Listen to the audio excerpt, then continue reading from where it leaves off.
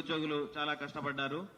కానీ కాంగ్రెస్ పార్టీ అధికారంలో వచ్చిన తర్వాత నిరుద్యోగులు ఉద్యోగాలు ఇస్తారనుకున్నాం. కానీ ఈ కాంగ్రెస్ పార్టీ వచ్చిన తర్వాత కాంగ్రెస్ పార్టీ కార్యకర్తలకు ఆ 60 పోస్టులు కలిపి 523 పోస్టులు కాంగ్రెస్ పార్టీ కార్యకర్తలకు అమ్ముకున్నారు.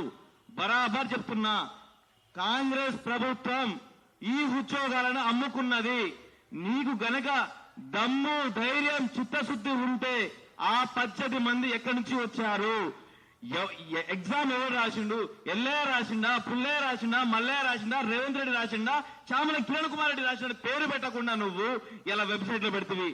ఈ దొంగనాకులు కూడా నమ్మి ఇలా మేము కాంగ్రెస్ పార్టీని గెలిపిస్తే ఈ ఉద్యోగాలు ఇస్తారనుకుంటే కనీసం మా గురించి పట్టించుకోకుండా ఇవాళ రాజకీయాలు చేస్తున్నారు. ఇవాళ కాంగ్రెస్ పార్టీ రావడానికి 100% ఇలా నిరుద్యోగులు మాత్రమే. ఆ నిరుద్యోగులను ఎవరైతే ఉన్నారో ఎస్సీ, ఎస్టీ, బీసీ బిడ్డలు ఇలా ఊరికి వెళ్లి ఒక్కొక్కరు 10 మందికి ఇన్స్పైర్ చేసి ఇలా కాంగ్రెస్ పార్టీని గెలిపించుకున్నారు.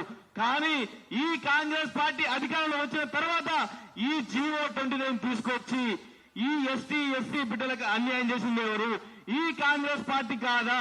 ఈ కాంగ్రెస్ పార్టీ ఏదైతే టీజీపీఎస్సీకి ఏదో ఉందో అతి ఉత్సాహం చూపెడుతుంది మా మీద. అర్ధరాత్రి దొంగలు పడటానికి ఇవాళ రిజల్ట్ ఇవ్వడానికి గల కారణం ఏంది? ఇవాళ శిల్పకళ వేదిగా రేవంత్ రెడ్డి గారు అపాయింట్మెంట్ ఆర్డర్ కారణం ఏంది అంటే ఇక్కడ క్లియర్ కట్ గా అర్థమవుతుంది. కాంగ్రెస్ పార్టీ ఇవాళ గ్రూప్ 1 ను అమ్ముకున్నది. ఇలా అందరికీ అర్థమవుతున్నది.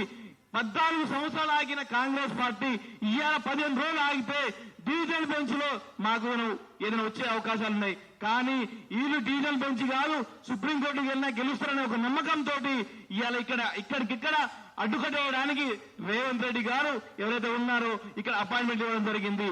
ఎవరు ఇక్కడ రేవంత్ రెడ్డి గారు ఒకే ఒక ప్రతి వేదిక మీద ఎక్కడ పడితే ఎక్కడ గ్రూప్ 1 అడ్డుకుంటున్నారు.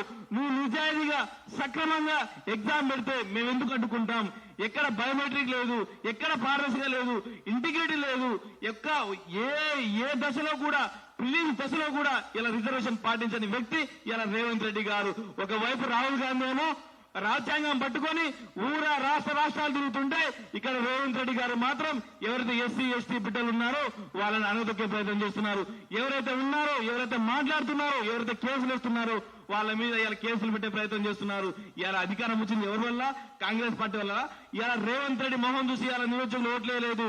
ఇవాళ కాంగ్రెస్ పార్టీ నమ్మకం చేస్తుంది, ఎస్సీ, ఎస్టీ పిల్లలకు న్యాయం చేస్తారని చెప్పేసి ఇవాళ కాంగ్రెస్ పార్టీని గెలిపిస్తే మీరు కూడా మమ్మల్ని ముంచే ప్రయత్నం చేస్తున్నారు.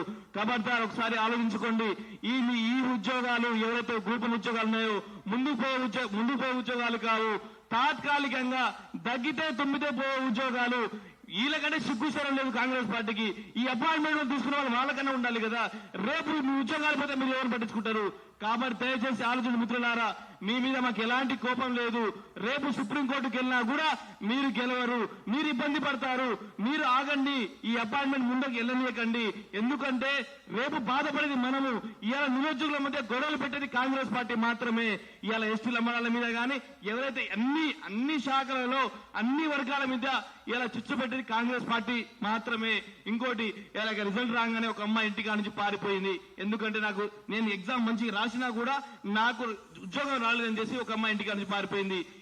ఇలా చాలా మంది ఇలా నిరుద్యోగులు అయితే ఉన్నారో చాలా బాధపడుతున్నారు. 10 సంవత్సరాలు కష్టపడే వాళ్ళకి రాకుండా ఎవరైతే రీసెంట్ గా పాస్ అయిన వాళ్ళకే వాళ్ళ ఉద్యోగాలు వచ్చాయి.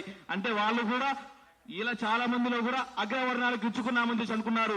ఎవరైతే దొంగ సర్టిఫికెట్లు పొందారో, ఈడబ్ల్యూసీ వాళ్ళు పొందినారో వాళ్ళు మాత్రమే ఈ ఉద్యోగాలు పొందారు. ఎవరైతే అగ్రవర్ణాలకి జాబులు ఇవ్వలేదు, బీసీ బిడ్డలకు ఇవ్వలేదు, ఎస్టీ బిడ్డలకు ఇవ్వలేదు, ఎవరైతే డబ్బులు పెట్టి కొనుక్కున్నారో వాళ్ళకి మాత్రమే ఈ జాబులు ఇచ్చారు. ఖబర్దార్, ఒకటే రేవంత్ రెడ్డి గారు ఒకటే చెప్తున్నాము, రేపు జరగబోయే స్థానిక సంస్థల ఎలక్షన్ లో కాంగ్రెస్ పార్టీని బొంద పెడతాం. ఈ జియో 29 తీసేసి జియో 55 ప్రకారమే ఎగ్జామ్ మళ్లీ పెట్టాలని కోరుకుంటాము.